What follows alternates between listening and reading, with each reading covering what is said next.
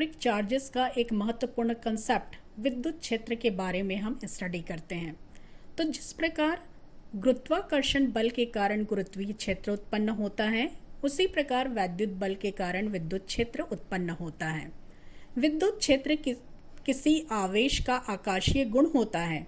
किसी आवेश के विद्युत क्षेत्र में ही दूसरा आवेश कूलाम बल का अनुभव करता है।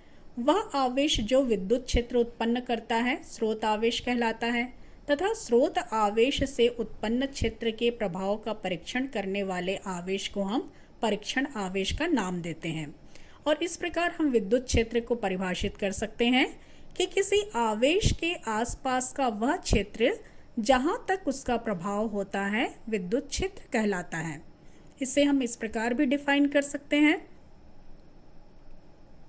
कि किसी आवेश या आवेशों के समूह के चारों ओर का वह क्षेत्र जहाँ तक उसके विद्युत प्रभाव का अनुभव किया जा सकता है, अर्थात जहाँ तक वह आवेश या आवेशों का समूह किसी अन्य आवेश पर विद्युत बल लगा सकता है, उस आवेश अथवा आवेश समूह का विद्युत क्षेत्र कहलाता है। यह एक सदिश राशि है तथा विद्युत क्षेत्र की दिशा धन परीक्षण आवेश पर लगने वाले बल की दिशा से व्यक्त होती है और इसे हम वैद्युत बल रेखाओं द्वारा व्यक्त करते हैं। इसकी अवधारणा सर्वप्रथम वैज्ञानिक फैराडे ने प्रस्तुत की थी। आइए अब हम विद्युत क्षेत्र की तीव्रता को डिफाइन करते हैं। तो विद्युत क्षेत्र के प्रभाव की माप जिस भौतिक राशि से की जाती है उसे विद्युत क्षेत्र की तीव्रता कहते हैं। इसे हम इस प्रकार डिफाइन कर सकते हैं कि किसी विद्युत क्षेत्र में किसी बिंदु पर विद्युत क्षेत्र की तीव्रता उस बिंदु पर रखे गए एकांक परीक्षण धनावेश पर लगने वाले बल के तुल्य होती है। परीक्षण आवेश इस प्रकार रखा जाता है कि मूल आवेश वितरण अप्रभावित रहे। यह एक सदिश राशि है। इसकी दिशा वह होती है जिसमें एकांक धनावेश पर बल लगता है। यदि विद्युत क्षेत्र में बिंदु P पर स्थित परीक्षण आवेश Q पर लगने वाला बल F हो तो विद्युत क्षेत्र E बराबर F/Q। इसका SI पद्धति में मात्रक होता है न्यूटन पर कूलाम। साथ ही साथ इसकी विमाओं को हम देखें तो इसकी विमा होगी mLt-3A-1। आइए अब हम बिंदु आवेश के कारण विद्युत क्षेत्र की तीव्रता के लिए व्यंजक प्राप्त करें। तो चित्र से हम देख सकते हैं कि हमने बिंदु O पर कोई बिंदु आवेश प्लस Q रखा हुआ है। इससे R दूरी पर स्थित बिंदु P पर विद्युत क्षेत्र की तीव्रता हमें ज्ञात करनी है।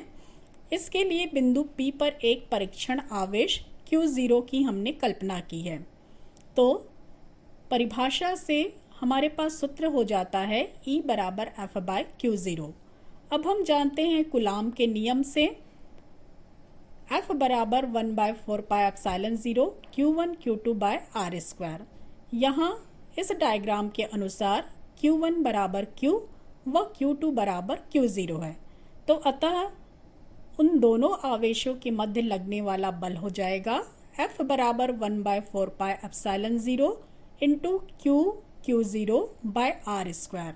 समीकरण 2 के इस मान को यदि हम समीकरण 1 पर रखें तो हमें मिल जाएगा E बराबर 1/4πε0 Q0/R² इंटू Q0। Q0 और Q0 कैंसल आउट हो जाएगा और इस प्रकार हमें विद्युत क्षेत्र की तीव्रता के लिए व्यंजक प्राप्त होगा E बराबर 1/4πε0 इंटू Q/R² और इसका यूनिट होगा न्यूटन पर कूलाम। तो इस प्रकार हम बिंदु आवेश के कारण विद्युत क्षेत्र की तीव्रता के लिए व्यंजक प्राप्त करते हैं। इस प्रकार हम मैथमेटिकली विद्युत क्षेत्र की तीव्रता को डिफाइन कर सकते हैं E बराबर F/Q0 या F बराबर Q0 टाइम्स E। विद्युत क्षेत्र में स्थिर या गतिशील आवेशित कण पर विद्युत बल लगता है। यदि आवेश धनात्मक है तो इस पर बल क्षेत्र की दिशा में और ऋणात्मक है तो क्षेत्र के विपरीत दिशा में बल लगता है। अब आइए हम विद्युत क्षेत्र की तीव्रता और परावैद्युतांक में संबंध देखें। तो निर्वात या मुक्त आकाश में विद्युत क्षेत्र E0 से हम डिनोट करें तो E0 बराबर Q/4πε0 टाइम्स R²।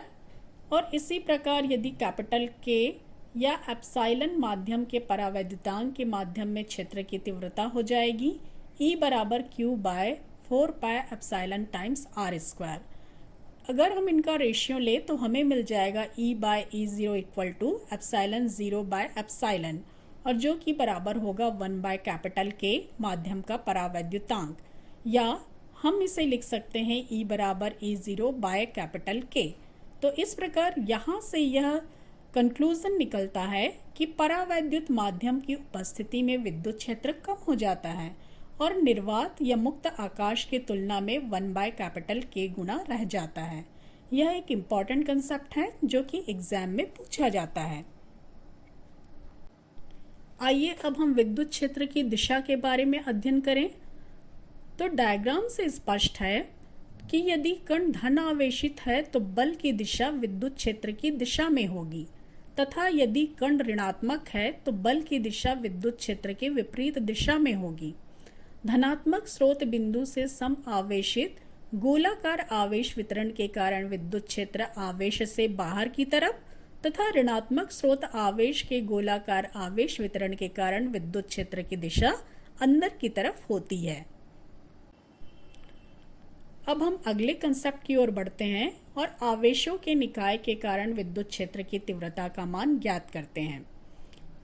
आवेशों के निकाय के कारण किसी बिंदु पर विद्युत क्षेत्र की तीव्रता ज्ञात करने के लिए जिस सिद्धांत का उपयोग किया जाता है उसे विद्युत क्षेत्र का अध्यारोपण सिद्धांत कहते हैं। इस सिद्धांत के अनुसार किसी बिंदु पर आवेशों के समूह के कारण उत्पन्न विद्युत क्षेत्र की तीव्रता उस बिंदु पर सभी आवेशों के कारण उत्पन्न विद्युत क्षेत्र की तीव्रता के सदिश योग के बराबर होती है। हम यहाँ मान लेते हैं कि माना एक आवेशों का निकाय है जिसमें n आवेश स्थित हैं। n आवेश that is Q1, Q2, Q3 up to Qn बिंदु आवेश उपस्थित हैं। तो इन आवेशों के कारण बिंदु P पर उत्पन्न विद्युत क्षेत्र की तीव्रता क्रमशः E1, E2, E3 up to En होगी। तो सभी आवेशों के कारण बिंदु P पर कुल विद्युत क्षेत्र की तीव्रता सभी के सदिश योग के बराबर होगी, दैट इज E बराबर E1 plus E2 plus E3 plus up two plus En तक।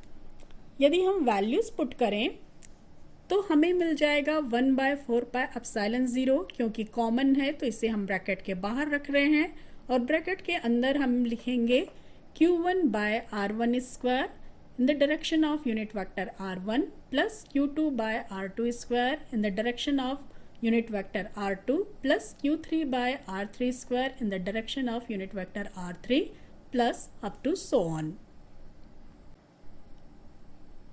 आइए हम इसका जनरलाइजेशन करें और इसे हम लिख सकते हैं E बराबर 1 by 4 pi epsilon 0 summation over I equal to 1 to n QI by RI P का square in the direction of unit vector RIP। तो इस प्रकार हम निकालते हैं आवेशों के निकाय के कारण विद्युत क्षेत्र की तीव्रता का मान।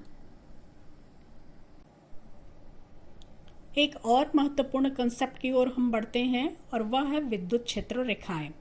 तो प्रत्येक आवेश अपने चारों ओर एक क्षेत्र उत्पन्न करता है जिससे वह अन्य आवेश की उपस्थिति तथा अनुपस्थिति महसूस करता है।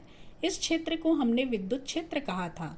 अब यदि विद्युत क्षेत्र को ग्राफीय रूप में निरूपित किया जाए तो यह कुछ रेखाओं के रूप में हमें प्राप्त होता है। इस ग्राफीय निरूपण को ही हम विद्युत क्षेत्र रेखाएं या विद्युत बल रेखाएं कहते हैं। इस प्रकार हम इसे डिफाइन कर सकते हैं कि विद्युत क्षेत्र रेखा विद्युत क्षेत्र में खींचा गया वह काल्पनिक व निष्कोण वक्र है जिस पर एक स्वतंत्र एकांक धनावेश गमन कर सकता है। इसकी अवधारणा सर्वप्रथम फैराडे ने दी। अब आइए विद्युत क्षेत्र रेखाओं से संबंधित कुछ महत्वपूर्ण गुणधर्म या विशेषताओं पर हम नजर डालें। तो सबसे महत्वपूर्ण इसका गुणधर्म है कि विद्युत क्षेत्र रेखा या विद्युत बल रेखा के किसी बिंदु पर खींची गई स्पर्श रेखा उस बिंदु पर विद्युत क्षेत्र की दिशा को व्यक्त करती है। नेक्स्ट, विद्युत बल रेखाएं धनावेश से शुरू होकर ऋणावेश पर समाप्त हो जाती हैं। एकल आवेश उपस्थित है तो क्षेत्र रेखाएं अनंत से शुरू होती हैं और अनंत पर ही समाप्त होती हुई प्रतीत होती हैं। एक विलगित धनावेश के कारण विद्युत क्षेत्र रेखाएं त्रिज्यतः बाहर की तरफ तथा ऋण आवेश के कारण क्षेत्र रेखाएं त्रिज्यतः अंदर की तरफ होती हैं। नेक्स्ट, दो विद्युत क्षेत्र रेखा कभी भी एक दूसरे को नहीं काटती हैं, क्योंकि यदि ये एक दूसरे को काटे तो कटान बिंदु पर दोनों वक्रों पर खींची गई स्पर्श रेखा दो परिणामी विद्युत क्षेत्रों को व्यक्त करती हैं, जो कि वास्तविकता में संभव नहीं है। अतः दो बल रेखाओं का आपस में कटान संभव नहीं है। यह एक इम्पॉर्टेंट तथ्य है जो कि एग्जाम्स में पूछा जाता है। नेक्स्ट इम्पॉर्टेंट इसका गुणधर्म है कि विद्युत बल रेखाएं खुले वक्र के रूप में होती हैं, क्योंकि ये रेखाएं धन आवेश से शुरू होती हैं तथा ऋण आवेश पर समाप्त होती हैं। किसी भी आवेश से शुरू या समाप्त होने वाली बल रेखाओं की संख्या उस आवेश के परिमाण के समानुपाती होता है, अर्थात जितनी ज्यादा रेखाएं उतना ही अधिक परिमाण का आवेश। किसी स्थान पर विद्युत क्षेत्र के लंबवत रखे एकांक क्षेत्रफल से गुजरने वाली बल रेखाओं की संख्या उस स्थान पर विद्युत क्षेत्र की तीव्रता के समानुपाती होती है, अर्थात क्षेत्र रेखाएं जितनी पास पास होती हैं क्षेत्र उतना ही अधिक प्रबल होता है, और यदि बल रेखाएं दूर दूर हैं तो विद्युत क्षेत्र दुर्बल है। एक क्षेत्र रेखा जिस बिंदु से आरंभ होती है उसी आवेश पर समाप्त नहीं होती है, अर्थात विद्युत बल रेखाएं कभी भी बंद लूप में नहीं हो। अब आइए हम वैद्युत फ्लक्स को डिफाइन करें। तो वैद्युत क्षेत्र में स्थित किसी क्षेत्रफल से अभिलंबवत गुजरने वाली कुल क्षेत्र रेखाओं की संख्या को वैद्युत फ्लक्स कहते हैं। इसे हम फाई ई से दर्शाते हैं।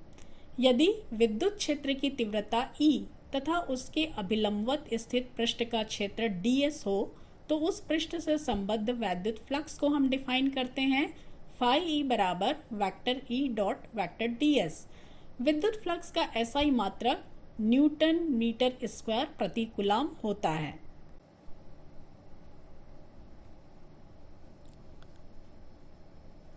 डायग्राम पर हम नजर डालें तो माना एक विद्युत क्षेत्र E में एक पृष्ठ स्थित है जिसका कुल क्षेत्र कैपिटल S है तथा एक अल्पांश हमने लिया। अल्पांश का क्षेत्रफल यदि dA है तो अतः पृष्ठ से गुजरने वाला वैद्युत फ्लक्स का मान E तथा ds के गुणनफल के बराबर होगा।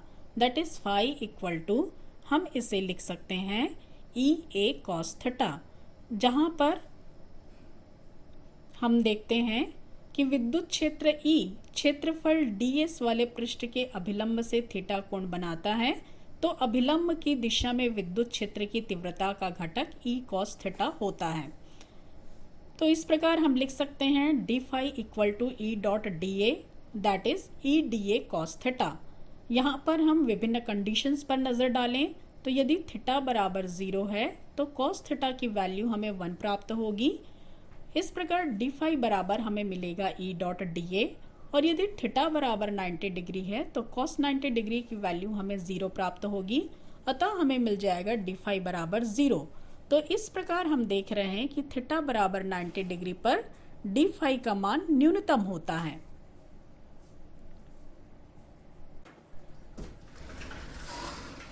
अब आइए हम अगले कंसेप्ट की ओर बढ़ते हैं जो कि है वैद्युत द्विध्रुव। तो डायग्राम से हम देख सकते हैं कि यहाँ पर दो बराबर और विजातीय आवेश that is plus q and minus q लिया गया है और इनके बीच की दूरी यदि 2a है तो यहाँ से हम डिफाइन कर सकते हैं वैद्युत द्विध्रुव को कि यदि दो बराबर और विजातीय आवेश एक दूसरे से बहुत अल्प दूरी पर स्थित हो तो इस निकाय को वैद्युत द्विध्रुव कहते हैं। एग्जाम्पल हम देखें तो HCl एक ध्रुवीय अणु है जिसमें H+ तथा दूसरा क्लोराइड आयन परस्पर वैद्युत आकर्षण बल से बंधे रहते हैं। दोनों आवेशों के मध्य लगभग 10⁻11 मीटर की दूरी होती है जो कि अल्प है, अतः यह एक वैद्युत द्विध्रुव का निर्माण करते हैं। इसी प्रकार डायग्राम में हम देख सकते हैं कि H2O, NaCl, AgNO3 इत्यादि भी वैद्युत द्विध्रुव के उदाहरण हैं। आइए अब हम डिफाइन करते हैं वैद्युत द्विध्रुव आघूर्ण को। तो वैद्युत द्विध्रुव के किसी एक आवेश और उनके बीच की दूरी के गुणनफल को वैद्युत द्विध्रुव आघूर्ण कहते हैं। इसे हम डिनोट करते हैं P से और P बराबर Q डॉट 2A और इसका मात्रक जो है कूलाम इंटू मीटर होता है। यह एक सदिश राशि है जिसकी दिशा ऋण आवेश से धन आवेश की ओर होती है। अब आइए वैद्युत द्विध्रुव के कारण विद्युत क्षेत्र की तीव्रता के लिए व्यंजक ज्ञात करते हैं। तो विद्युत क्षेत्र की तीव्रता ज्ञात करने के लिए सबसे पहले -q आवेश द्वारा उत्पन्न विद्युत क्षेत्र की तीव्रता निकाला जाता है, फिर +q आवेश द्वारा उत्पन्न क्षेत्र की तीव्रता निकाला जाता है तथा दोनों आवेशों के द्वारा उत्पन्न क्षेत्रों के सदिश योग से हमें वैद्युत द्विध्रुव के कारण उत्पन्न विद्युत क्षेत्र की तीव्रता प्राप्त होता है। तो इसे हम दो स्थितियों में देखेंगे। पहली स्थिति है अक्ष पर स्थित बिंदुओं के लिए और जिसे कि हम अक्षीय स्थिति के नाम से जानते हैं। तो सबसे पहले हम देखें कि आखिर अक्षीय स्थिति क्या होता है।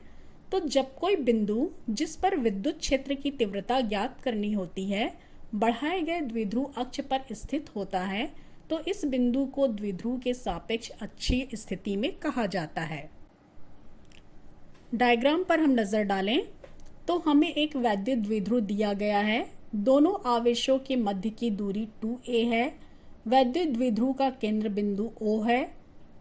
केंद्र बिंदु O से r दूरी पर एक बिंदु P स्थित है जो कि अक्षीय स्थिति पर स्थित है और जहां हमें विद्युत क्षेत्र की तीव्रता ज्ञात करनी है। तो +q आवेश के कारण बिंदु P पर उत्पन्न विद्युत क्षेत्र की तीव्रता होगी। सूत्र से E1 से हम डिनोट कर रहे हैं और E1 बराबर 1/4πε0 इंटू Q बाय डिस्टेंस होगा r माइनस a का होल स्क्वायर। इसी प्रकार -q आवेश के कारण बिंदु P पर उत्पन्न विद्युत क्षेत्र की तीव्रता होगी E2 बराबर 1/4πε0 और -q आवेश से बिंदु P की दूरी that is into Q by r plus a का होल स्क्वायर। अब हम देखें अध्यारोपण के सिद्धांत से बिंदु P पर परिणामी विद्युत क्षेत्र की तीव्रता। तो दैट इज E बराबर हमें मिलेगा E1 प्लस E2। अब हम डायग्राम से देखें तो E1 व E2 की दिशाएं विपरीत हैं तथा E1 is greater than E2। अतः अध्यारोपण के सिद्धांत से परिणामी तीव्रता हमें मिल जाएगा E बराबर E1 माइनस E2। तो इस प्रकार E1 और E2 की वैल्यूज पुट करने पर हमें मिल जाएगा। अब हम देख रहे हैं Q/4πε0 कॉमन है तो हम इसे कॉमन निकाल लेते हैं और ब्रैकेट के अंदर हमें मिलेगा 1/r माइनस a का whole square minus 1/r plus a का होल स्क्वायर। इसे हम सॉल्व करते हैं तो E बराबर Q/4πε0 इंटू हमने एलसीएम निकाला तो हर में हमें एलसीएम मिला r माइनस a का whole square into r plus a का होल स्क्वायर और हमें मिल जाएगा न्यूमरेटर में r प्लस a का whole square minus r minus a का whole square that is E equal to Q/4πε0 और सॉल्व करने पर हमें मिल जाता है 4ar by r square minus a square का होल स्क्वायर। अब हम कंडीशन पुट कर रहे हैं कि यदि r is very very greater than a तो a स्क्वायर को r स्क्वायर की तुलना में हम नगण्य मान सकते हैं और नगण्य मानकर इसकी उपेक्षा करने पर हमें मिल जाएगा E बराबर Q/4πε0 into 4ar bye r⁴। एक r अंश और हर से कट जाएगा और हम इसे लिख सकते हैं E बराबर 1/4πε0 और हमें मिल जाएगा यहाँ पर 4a/r³। नेक्स्ट स्टेप में हम रीअरेंज करके इसे लिखते हैं और हमारे पास जो 4aq है इसे हम लिख सकते हैं 2 इंटू q इंटू 2a/r³ और यह जो टर्म है Q इंटू 2a इसे हमने नाम दिया था वैद्युत द्विध्रुव आघूर्ण जिसे कि हमने P से डिनोट किया था। तो इसकी जगह हम यहाँ पुट कर दें तो E बराबर हमें मिल जाता है 1/4πε0 2p/r³ और इसका यूनिट होगा विद्युत क्षेत्र की तीव्रता का न्यूटन पर कूलाम। तो इस प्रकार हम देख रहे हैं कि यह विद्युत क्षेत्र की तीव्रता के लिए अक्षीय स्थिति का व्यंजक है। और दिशा की हम बात करें तो अक्षीय स्थिति में विद्युत क्षेत्र की जो दिशा है, वैद्युत द्विध्रुव आघूर्ण की दिशा ऋण आवेश से धनावेश की ओर होती है, अतः P व E की एक ही दिशा होगी। नेक्स्ट आर्टिकल पर हम आते हैं और विषुवतीय तल पर स्थित बिंदुओं के लिए, जिसे कि हम निरक्षीय स्थिति के नाम से जानते हैं, विद्युत क्षेत्र की तीव्रता के लिए व्यंजक प्राप्त करते हैं। तो सबसे पहले आइए हम देखें कि आखिर निरक्षीय स्थिति क्या होता है। तो जब कोई बिंदु जिस पर विद्युत क्षेत्र की तीव्रता ज्ञात करनी होती है द्विध्रुव अक्ष के लंबार्धक पर स्थित हो, तो उस बिंदु को द्विध्रुव के सापेक्ष निरक्षीय स्थिति में कहा जाता है। डायग्राम से हम देख सकते हैं कि हमने एक द्विध्रुव आघूर्ण AB लिया है। A बिंदु पर हमने लिया हुआ है +Q आवेश तथा B बिंदु पर हमने लिया है -Q आवेश। दोनों आवेशों के बीच की दूरी हमने 2a ली हुई है। द्विध्रुव आघूर्ण के केंद्र O से R दूरी पर निरक्षीय स्थिति पर एक बिंदु P स्थित है और जिस पर हमें वैद्युत द्विध्रुव के कारण इस बिंदु P पर हमें विद्युत क्षेत्र की तीव्रता ज्ञात करनी है। बिंदु P से दोनों आवेशों की दूरी समान होगी और यह दूरी होगी वर्गमूल r² + a² के बराबर। तो +Q आवेश के कारण बिंदु P पर विद्युत क्षेत्र की तीव्रता हमें मिलेगा। E + Q से हम डिनोट कर रहे हैं = 1/4πε0 × Q/r² + a²। इसे हमने इक्वेशन नंबर 1 का नाम दिया और इसकी दिशा हम देखें तो BP के अनुदिश होगी। इसी प्रकार -Q आवेश के कारण बिंदु P पर विद्युत क्षेत्र की तीव्रता हमें मिल जाएगा।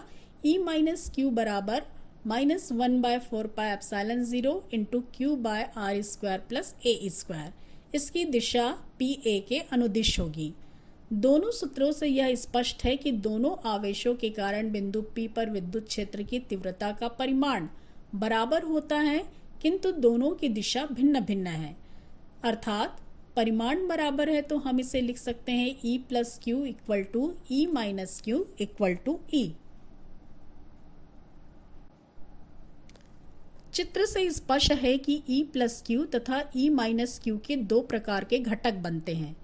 एक घटक बनता है अक्षीय रेखा के लंबवत तथा दूसरा घटक बनता है अक्षीय रेखा के अनुदिश। अक्षीय रेखा के लंबवत बने घटक E + Q sin थीटा व E - Q sin थीटा परिमाण में बराबर हैं, किंतु दिशा में विपरीत हैं, अतः ये एक दूसरे को निरस्त कर देते हैं। अक्षीय रेखा के अनुदिश घटक EQ cos थीटा व EQ cos थीटा दोनों एक ही दिशा में हैं, अतः ये दोनों जुड़ जाते हैं। तो इस प्रकार परिणामी विद्युत क्षेत्र की तीव्रता हमें प्राप्त होती है। विद्युत क्षेत्र की तीव्रता रिजल्टेंट, जिसे कि हम ER से डिनोट कर रहे हैं, ER बराबर E cos theta + E cos theta, that is resultant विद्युत क्षेत्र की तीव्रता बराबर 2E cos theta. cos theta की हम वैल्यू पुट करें तो cos थीटा बराबर हमें मिलता है a/r² + a² का पावर 1/2। इनका मान रखने पर परिणामी विद्युत क्षेत्र की तीव्रता हमें प्राप्त होगी। ER = 1/4πε0 × 2Q/r² + a² × a/r² + a² का पावर 1/2। और चूंकि हम जानते हैं कि वैद्युत द्विध्रुव आघूर्ण स्मॉल p बराबर Q × 2a, अतः इसकी वैल्यू पुट करने पर हमें रिजल्टेंट विद्युत क्षेत्र की तीव्रता की वैल्यू मिलेगी। ER = 1/4πε0 × p/r² + a²। पावर जुड़ जाएंगे तो इसका घात हमें मिलेगा 3/2। आगे हम कंडीशन पुट कर रहे हैं कि माना A का मान R की तुलना में अत्यंत कम है, तो r² की तुलना में a² का मान नगण्य मानकर छोड़ने पर हमें मिल जाएगा ER = 1/4πε0 × p/r³।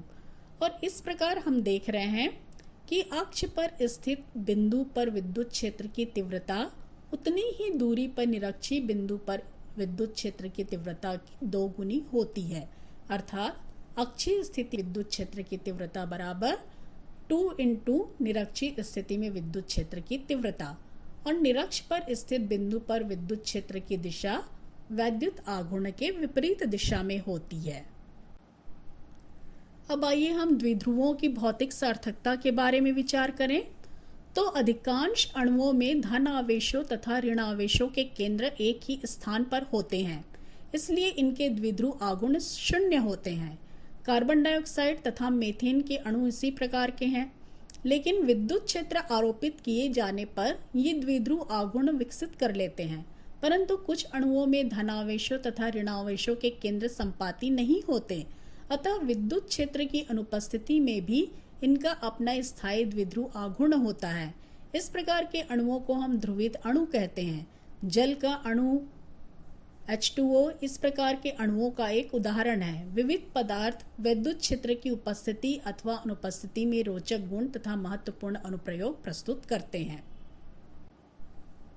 आइए अब हम एक और महत्वपूर्ण आर्टिकल एक समान बाह्य क्षेत्र में द्विध्रुव पर हम विचार करते हैं। तो डायग्राम से हम देख सकते हैं कि हमने एक वैद्युत द्विध्रुव लिया हुआ है, जिसे कि हम +Q और -Q आवेशों से मिलकर बना हुआ है, और जो कि एक समान विद्युत क्षेत्र E में थीटा कोण बनाते हुए रखा गया है। हम मान लेते हैं कि माना +Q और -Q द्विध्रुव के आवेश हैं, जिनके बीच की दूरी 2a है। विद्युत क्षेत्र E के कारण +Q आवेश पर एक बल QE क्षेत्र की दिशा में व -Q आवेश पर उतना ही बल क्षेत्र की विपरीत दिशा में लगता है। ये दोनों बल परिमाण में बराबर व एक दूसरे के समांतर हैं तथा विपरीत दिशा में कार्य करते हैं, अतः ये एक बल युग्म का निर्माण करते हैं जो द्विध्रुव को घुमाकर क्षेत्र E के समांतर लाने का प्रयास करता है। इस बल युग्म को हम प्रत्यानयन बल युग्म कहते हैं। इस प्रकार प्रत्यानयन बल युग्म का आघूर्ण टॉ बराबर हमें प्राप्त होता है एक बल गुणित दोनों बलों के बीच की लंबवत दूरी। इस प्रकार बल आघूर्ण एक बल की वैल्यू QE और दोनों बलों के बीच की लंबवत दूरी BC। चित्र से हम देख सकते हैं BC बराबर हमें मिल जाता है 2a sin थीटा। अतः हम सूत्र में BC का मान रखने पर हमें बल आघूर्ण बराबर प्राप्त होता है QE इंटू 2a sin। चूंकि P बराबर Q इंटू 2a, अतः बल आघूर्ण बराबर हमें मिल जाता है EP sin थीटा।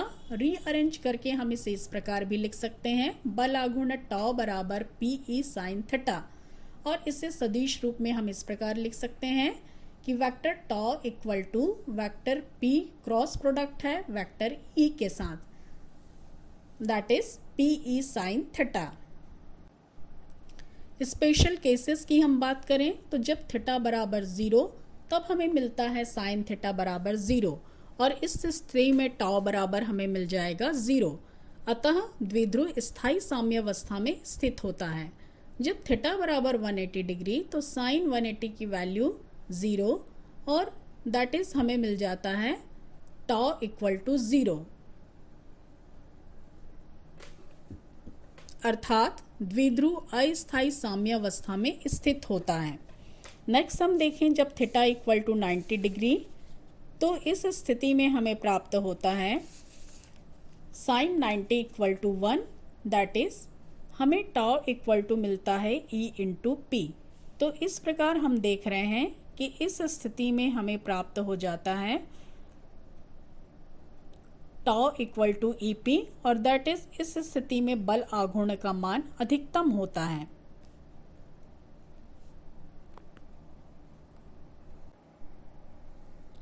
आइए अब हम एक महत्वपूर्ण कंसेप्ट सतत आवेश वितरण को हम डिफाइन करें। तो सतत आवेश वितरण 3 प्रकार से हम डिफाइन करते हैं, रैखिक आवेश घनत्व, पृष्ठीय आवेश घनत्व और आयतन आवेश घनत्व के रूप में। और सबसे पहले हम यहाँ डिफाइन कर रहे हैं रैखिक आवेश घनत्व को। तो चालक के प्रति एकांक लंबाई पर उपस्थित आवेश की मात्रा को रैखिक आवेश घनत्व कहा जाता है। इसका एसआई मात्रक है कूलाम प्रति metre. That is uniform charge distribution जब हो तब हम इसे रैखिक आवेश घनत्व को लैम्डा से डिफाइन करते हैं, डिनोट करते हैं लैम्डा से, और लैम्डा इक्वल टू हमें मिल जाता है Q बाय एल।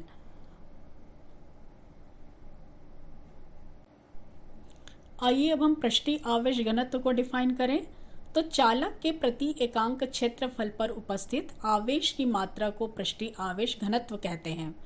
इसे हम सिग्मा से डिनोट करते हैं, और sigma equal to charge by area, that is sigma equal to Q by A, और इसका एसआई मात्रक होगा कूलाम प्रति मीटर स्क्वायर। आइए अब हम आयतन आवेश घनत्व को डिफाइन करें। तो चालक के प्रति एकांक आयतन पर उपस्थित आवेश की मात्रा को हम आयतन आवेश घनत्व कहते हैं, और इसे हम रो से डिनोट करते हैं, that is rho equal to charge by volume, that is rho equal to Q by capital V, और इसका एसआई मात्रक होता है कूलाम प्रति मीटर क्यूब।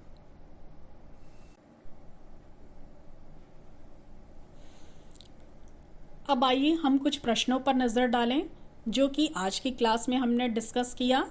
तो क्वेश्चन नंबर 1 है, वैद्युत द्विध्रुव आघूर्ण की दिशा क्या होती है? तो इसकी दिशा होती है ऋण आवेश से धन आवेश की ओर। क्वेश्चन नंबर 2 है, वैद्युत बल रेखाएं बंद वक्र नहीं बनाती क्यों? क्योंकि बल रेखाएं धन आवेश से प्रारंभ होकर ऋण आवेश पर समाप्त हो जाती हैं। क्वेश्चन नंबर 3 है, स्थायी संतुलन के संगत एक समान विद्युत क्षेत्र में विद्युत द्विध्रुव का अभिविन्यास क्या होता है? तो इसका आंसर होगा वैद्युत द्विध्रुव आघूर्ण विद्युत क्षेत्र के समांतर होता है। अगले प्रश्न की ओर बढ़ें। तो वैद्युत फ्लक्स अदिश है या सदिश राशि? इसका एसआई मात्रक लिखिए। तो वैद्युत फ्लक्स एक अदिश राशि है और इसका एसआई मात्रक होता है न्यूटन मीटर स्क्वायर पर कूलाम। नेक्स्ट क्वेश्चन है, एक समान विद्युत क्षेत्र में स्थित वैद्युत द्विध्रुव पर नेट बल शून्य क्यों होता है? तो इसका आंसर है कि क्योंकि वैद्युत द्विध्रुव के प्रत्येक आवेश पर समान परिमाण के बल विपरीत दिशा में लगते हैं, जिससे वे एक दूसरे को निरस्त कर देते हैं।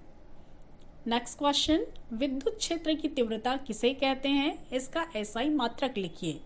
तो हम इसे डिफाइन करते हैं कि विद्युत क्षेत्र में किसी बिंदु पर विद्युत क्षेत्र की तीव्रता उस बिंदु पर रखे एकांक धन आवेश पर लगने वाले बल के बराबर होता है, और इसका एसआई मात्रक होता है न्यूटन पर कूलाम। अगले क्वेश्चन की ओर हम बढ़ते हैं कि स्थिर वैद्युत क्षेत्र रेखा एक सतत वक्र होती है, अर्थात कोई क्षेत्र रेखा एकाएक नहीं टूट सकती क्यों? तो इसका आंसर है कि स्थिर वैद्युत क्षेत्र रेखाएं संपूर्ण विद्युत क्षेत्र में उपस्थित होती हैं। किसी बिंदु पर खींची गई स्पर्श रेखा वहां विद्युत क्षेत्र की दिशा को दर्शाती है।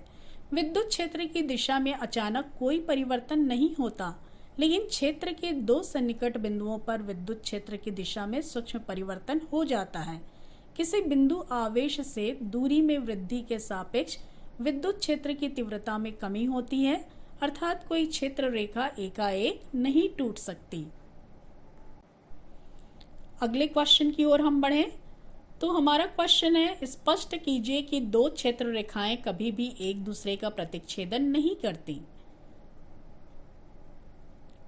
तो इसका आंसर है, यदि दो क्षेत्र रेखाएं एक दूसरे को प्रतिच्छेदित करेंगी तो उनके प्रतिच्छेदन पर क्षेत्र रेखाओं पर खींची गई स्पर्श रेखा विद्युत क्षेत्र की दो दिशाओं को व्यक्त करेंगी, जो कि असंभव है।